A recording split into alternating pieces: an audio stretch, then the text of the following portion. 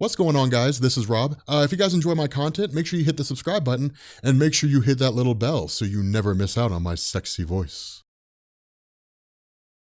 Okay, so in this video on Too Powerful for the Marvel Cinematic Universe, I want to focus on the Black Priest Doctor Strange, like the Black Priest version of Doctor Strange. Okay, so let's talk about this for a second. So the problem with the Black Priests is that we don't know where they came from. I mean, all we really have is kind of like a speculation, because in reality, they were just a plot device for Jonathan Hickman's Avengers and New Avengers, and that was it. So the way this played out in Hickman's Avengers and New Avengers is, of course, you had the Beyonders who had created, or who had really kind of, I guess, really created the Molecule Man Owen Reese, one version in every universe. So the origin story of the Molecule Man Owen Reese is the exact same in every single universe across the multiverse. And then Doctor Doom had basically learned of the grand experiment of the Beyonders from the Molecule Man Owen Reese in the main Marvel universe. So they visited an alternate reality and they accidentally killed that version of the Molecule. No, I think it was intentionally. Anyway, that version of the Molecule Man in that alternate universe died and the whole universe went with it. And so what it did is it started creating a chain of events where universes were like bumping into each other. As a result, that started the incursions. Now, the idea behind this, at least as it was explained by Jonathan Hickman, was that the Black Priests were just kind of like a defense mechanism of the multiverse, right? Like, so think of them as like white blood cells. It was the multiverse trying to fix itself against an astronomically higher power. Ultimately, it didn't work. It's like white blood cells trying to attack cancer cells. And so what ended up happening is that as the incursions began to unfold, we began to see the Black Priests show up more and more. But they were very enigmatic, which is to say, like, they would speak a word. And what this did is it would lead to like some power being manifested. Now, here's how the words of the Black Priests work, because this is the one thing that initially threw me off when I first saw it. And it took me like a couple times reading through it to fully understand it. So let's say that you wanted to cast a spell, and the spell you wanted to cast was create water.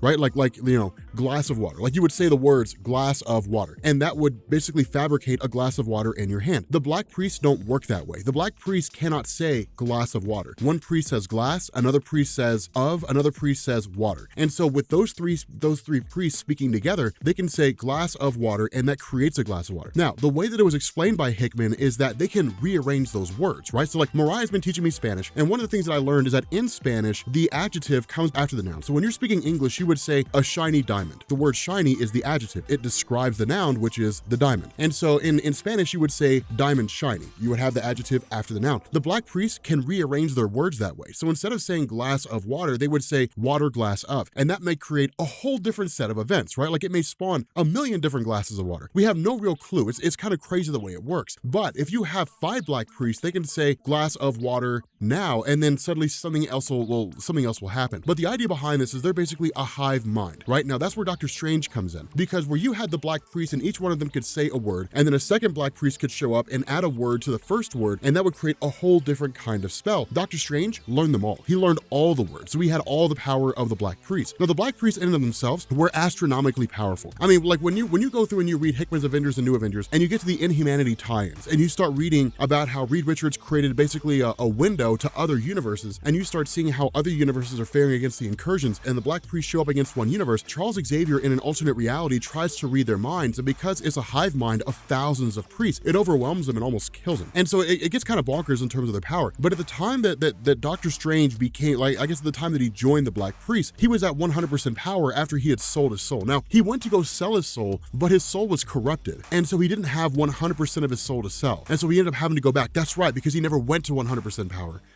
I totally forgot about that.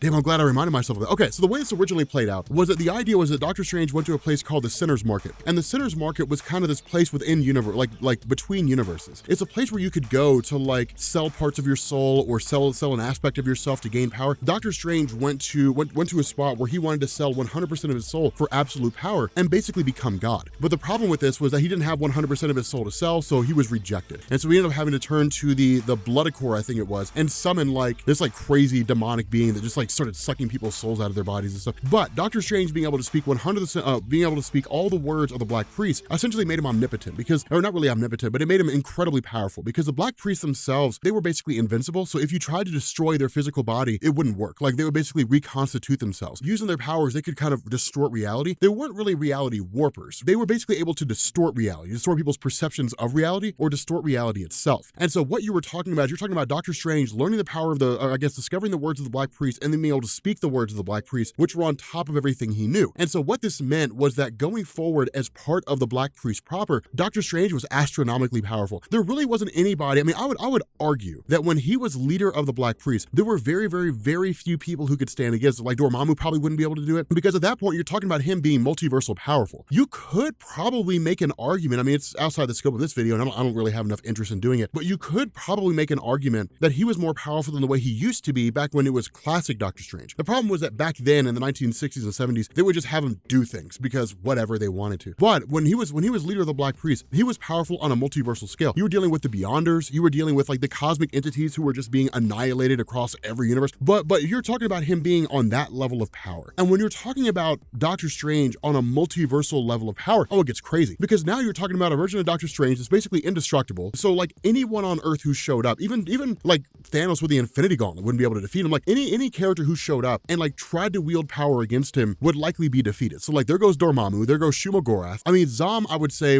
I don't know. I mean, see, that's when it gets hairy. Zom is such an old character. Like we haven't seen or heard from Zom in a long time. Man, let me tell you something about Zom. Zom was broken. Dude, he was OP. Like Doctor Strange was like, okay guys, so like I have a lot of enemies. I have like Nightmare of the Nightmare Dimension, and I have Dormammu and stuff like that. But like if Zom comes back, then like we're all screwed. We're probably all gonna die. Like it'll just be the end times. I'll let you know when that happens so you can get your affairs in order.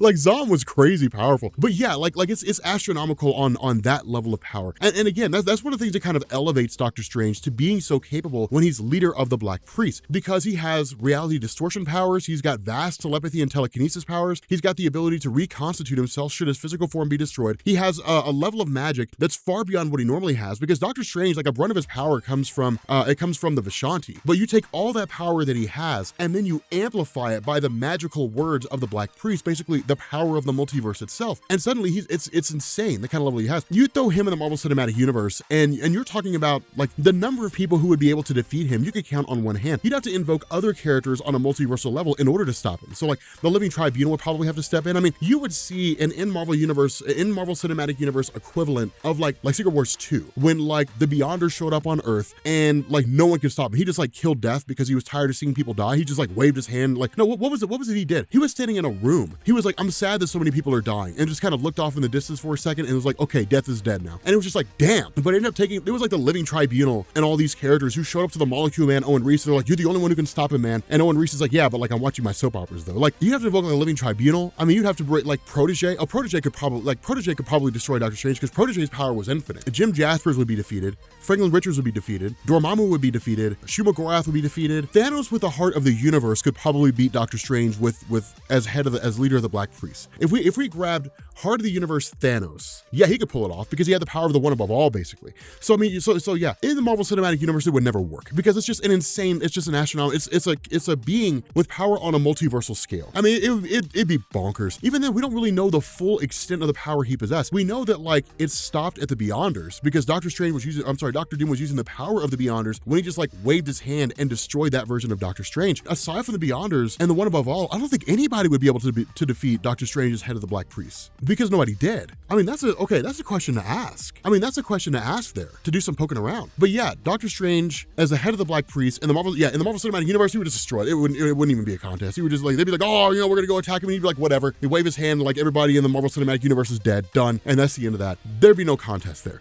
Thinking on a bigger scale, wow, I mean, imagine that. Like, imagine Doctor Strange as head of the Black Priest and just like hopping around the multiverse. You could have Doctor Strange as head of the Black Priest show up in the main Marvel Universe. Like that would be cool. Just have him gain that power in the Marvel Cinematic Universe and have him show up and they're like, where did you come from? Like literally Doctor Strange in the main Marvel Universe is faces the MCU counterpart with the power of the Black Priest, and he's like, I've been where you are before, I've had your power before. And like the MCU Doctor Strange with Benedict Cucumber Patch is just like, I don't care, or something along those lines. I mean, that'd be kind of bonkers. Like it'd be cool to see. Anyway, yeah, at this point we're just kind of rambling a little bit. So yeah, it'd be awesome. With that being said, guys, we're gonna bring this video to an end. If you are new here to Comics Explained, make sure you guys hit the sub button to become part of the Rob Corps. If you guys enjoyed this video, make sure you drop a like, and I will catch you all later.